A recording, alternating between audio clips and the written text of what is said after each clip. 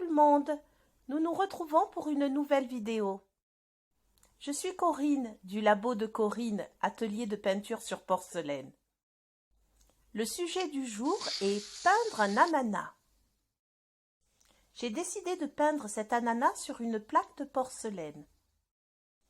Donc après avoir dessiné mon ananas sur ma plaque et ensuite après avoir choisi les couleurs qui me paraissaient les plus appropriées pour réaliser cette peinture, donc je décide de commencer. Alors comme vous le voyez sur la vidéo, comme c'était quand même très long et assez répétitif, j'ai mis en fait un petit peu en accéléré. Donc ce qui est important en fait pour commencer cette peinture, c'est de commencer par le centre. Parce qu'en fait, en commençant par le centre, vous allez pouvoir après, petit à petit, au fur et à mesure que vous allez faire ces pseudo-losanges, vous allez donc pouvoir donner le volume de l'ananas. Comme pour toute peinture, je commence toujours par poser la couleur la plus claire. Et là, notamment, la couleur la plus claire, c'est le jaune. Et il faut la poser au centre donc du pseudo-losange. Ensuite, vous allez poser donc un orangé en faisant très attention en fait que, comment dire, de pas trop le mettre sur le jaune.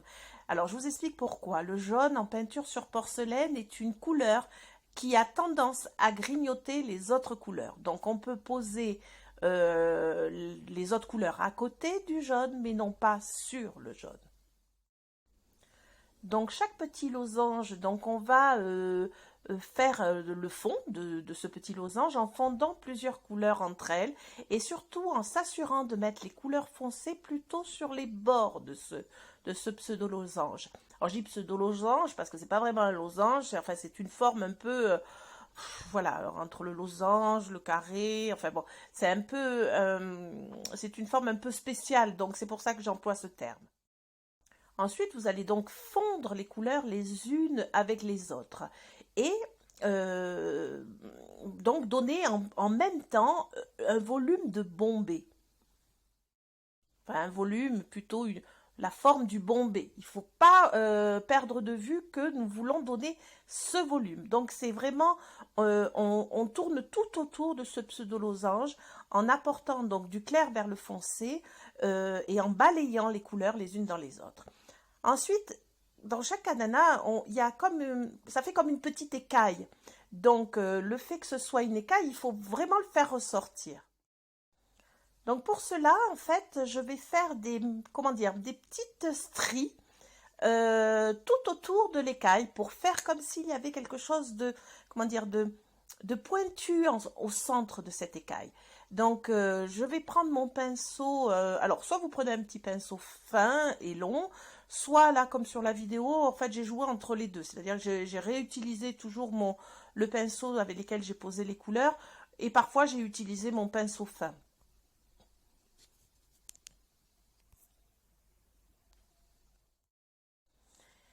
Alors, j'ai appliqué une couleur, alors, j'ai pris la couleur prune, que j'aime beaucoup, parce que très souvent, dans l'ananas, je ne sais pas si vous avez déjà remarqué, mais il y a des nuances, un petit peu, alors pas rose, mais très, oui, bah prune. Moi, c'est ce qui m'a le plus attiré dans la couleur pour donner vraiment le côté le plus réaliste possible. Donc sur chacune des écailles, donc j'ai fait ces petites stries qui partent donc de l'extérieur vers le centre en fait, avec donc cette couleur prune.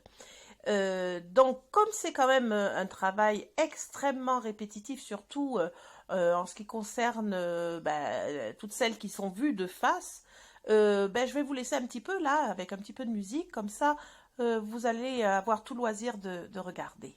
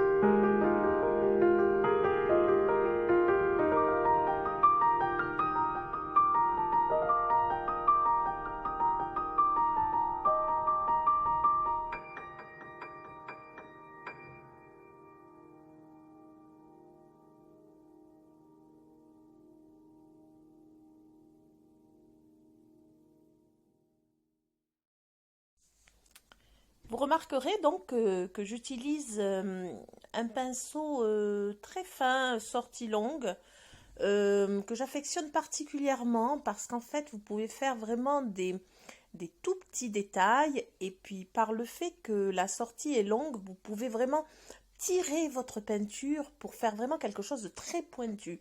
Alors là, c'est vraiment utile, étant donné que nous voulons en fait au centre de chacune des écailles faire, comment dire, donner le sentiment du petit picot. Moi personnellement, ce pinceau est tout à fait approprié à ce genre de travail. Alors, si vous voulez faire ce genre de peinture, là, comme cet ananas, il va falloir quand même vous armer de patience parce que, pour un ordre d'idée, je vais vous dire le temps que j'ai mis pour faire donc ma première cuisson, enfin, pour aller jusqu'à cette première cuisson, enfin, ce travail, j'ai mis donc 10 heures. 10 heures de peinture, donc c'est quand même assez important. Et il ne faut pas avoir peur également donc de répéter votre geste. C'est tout l'art de ce motif en fait, hein. Alors, cette peinture, je le conçois, est plutôt pour des personnes qui ont quand même l'habitude de peindre et qui ont déjà acquis voilà, une certaine pratique, que ce soit dans le fait de fondre les couleurs, d'utiliser vos outils. Oui, cette fois-ci, je m'adresse plutôt aux gens qui ont l'habitude de peindre, hein. Par contre, toutes les personnes qui démarrent la peinture sur porcelaine, ça peut vous donner l'envie de voir jusqu'où on peut aller avec ce genre de technique, hein. Mais je ne cesserai de le répéter. Vous allez pouvoir avancer dans votre pratique de la peinture sur porcelaine tout autant que vous vous entraîniez, hein. Il va falloir peindre quotidiennement, hein. Et c'est un peu comme les musiciens, hein. Les musiciens, ils font leur gamme tous les jours, hein. Enfin, je peux en parler parce que bon, je suis un petit peu musicienne aussi. Et comme tout, il faut s'entraîner, faire des gestes, peindre, vous lancer des défis et puis monter la difficulté petit à petit. Et vous en serez d'autant plus satisfaite, hein. Satisfait ou satisfaite, excusez-moi, j'ai tellement l'habitude de m'adresser à des, à des femmes que j'en oublie, je vous oublie, messieurs. Donc là, tout le travail consiste donc à partir du centre, comme je vous l'ai dit au début de la vidéo, et puis donc à faire toutes les écailles les unes après les autres, en tournant un petit peu par rapport à la première qu'on a réalisée, c'est-à-dire vous commencez à faire le volume petit à petit, et puis vous adaptez. Alors, j'ai aimé aussi mettre un petit peu de comment dire, un petit peu de vert foncé aussi sur les angles pour donner encore un peu plus de profondeur et de réalisme à l'ananas. Alors ce vert foncé, ça c'est ni mûr ni pas mûr. Vous voyez des fois, enfin je sais pas si vous avez vraiment observé l'ananas, il y a tellement de couleurs dans ce fruit que fou, voilà, ça nous laisse vraiment beaucoup de créativité autour de ça, hein. Alors après chacun son œil, hein. Moi je l'ai perçu comme ça, hein, l'ananas. Bon, mais j'arrête un peu de parler, puis je vais vous laisser à nouveau avec un petit peu de musique pour voir la suite, donc, de la progression donc, du travail.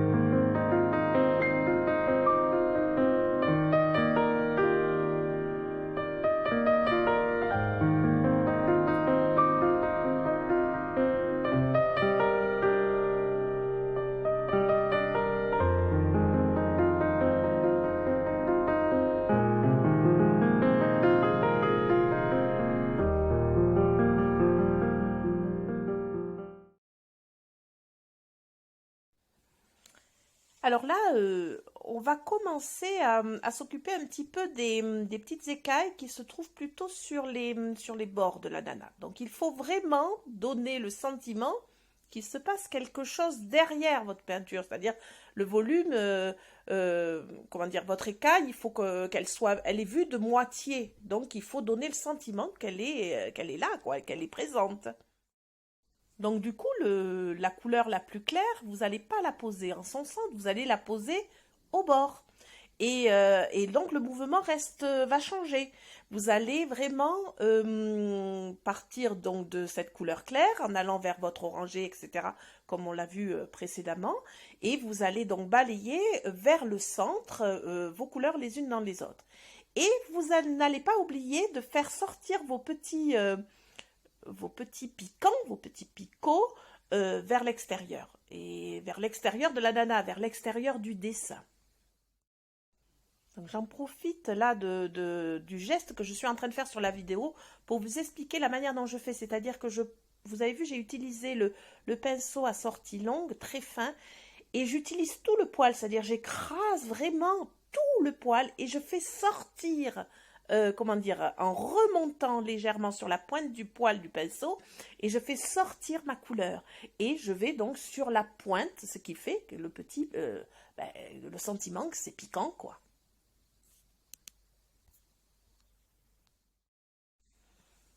Alors ça fait quelque temps là que je vous prépare des petites vidéos comme ça. J'espère qu'elles vous sont bien utiles et qu'elles vous permettent de progresser dans la pratique de la peinture sur porcelaine. Donc si vous n'êtes pas encore abonné à ma chaîne YouTube, ben, je vous invite vraiment à le faire parce que bon, ça vous permet donc d'être prévenu dès que je fais une nouvelle vidéo. Et puis, et si voulez être alerté, eh ben vous n'avez plus qu'à appuyer, je sais pas, un petit peu en bas. Là, vous avez une petite cloche.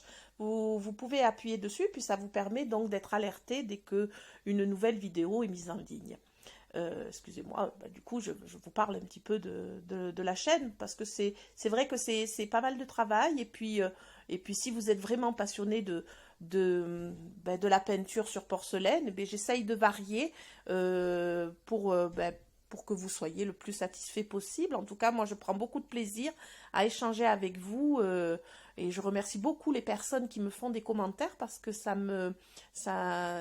m'encourage à continuer à partager cette passion que j'ai de la peinture sur porcelaine. Alors n'hésitez pas non plus à me donner des idées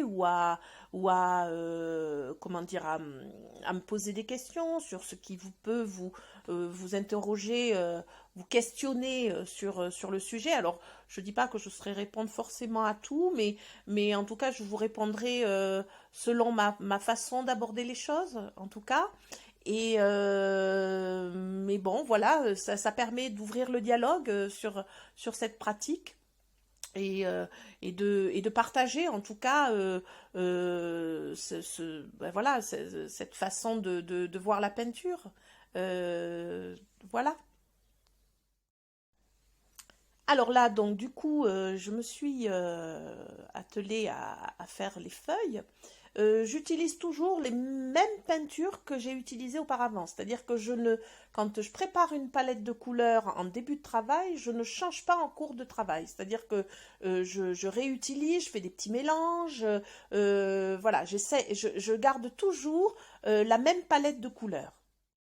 Il serait malvenu là d'utiliser un vert que je n'ai pas utilisé dans l'ananas par exemple, hein.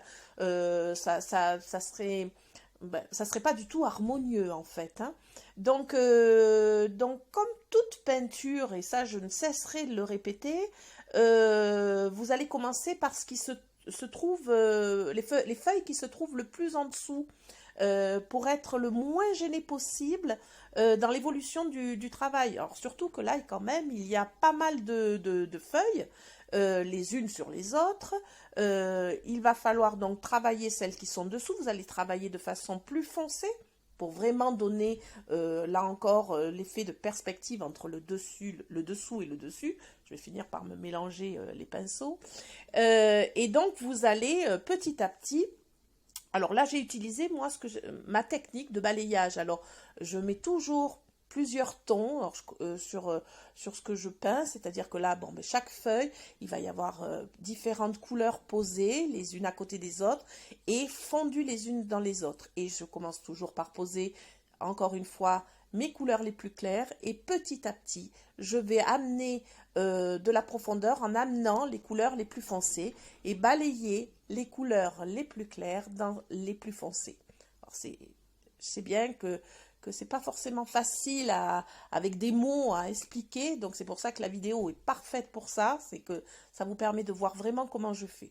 Alors ensuite j'utilise donc pour balayer des pinceaux putois, alors plus précisément c'est souvent des pinceaux comment dire qui sont souvent destinés à la pratique du pastel. C'est-à-dire que le fait d'avoir une sorte de petite brosse, ça permet donc d'entraîner la couleur les unes dans les autres. Donc voilà, et bien écoutez, on arrive au terme de cette vidéo. J'espère qu'elle vous aura plu. Et puis n'hésitez surtout pas à me dire si elle vous a plu ou pas, en mettant un petit pouce au bas de cette vidéo. Et puis bientôt, nous allons nous retrouver pour d'autres aventures créatives. Si vous n'avez pas non plus encore téléchargé mon livre gratuit Débuter la peinture sur porcelaine, je vous invite à le faire. Vous avez le lien donc dans les petites explications en dessous de cette vidéo. Et donc je vous dis à très bientôt. Au revoir.